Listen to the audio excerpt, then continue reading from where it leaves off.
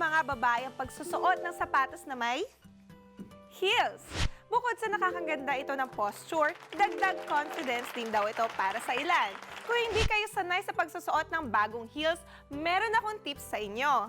Kapag bago ang heels, madalas nadudula sa mga babae. Para maiwasan to, gumamit ng papel de liha. Ikis-kis ang papel de liha sa dulo ng takong. Sa gantong paraan, nagiging magaspang at makapit ang takong.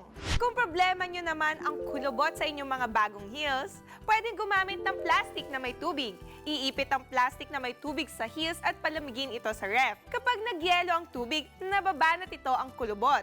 Sa gantong paraan, maibabalik ulit ang forma ng inyong sapatos. Madalas ba kayo nasasaktan sa matigas na high heels? Pwede rin gumamit ng blower.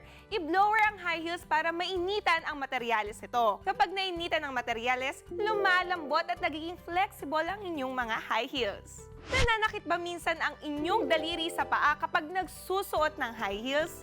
Lagyan lang ng tape ang pangatlo at ikaapat na daliri sa paa para ma-relieve ang stress. Kadalasan, dito nakatuon ang bigat ng katawan kaya sumasakit ito. Tandaan kapatid, hindi lang nasusukat sa taas ng sapatos ang ganda nating mga babae.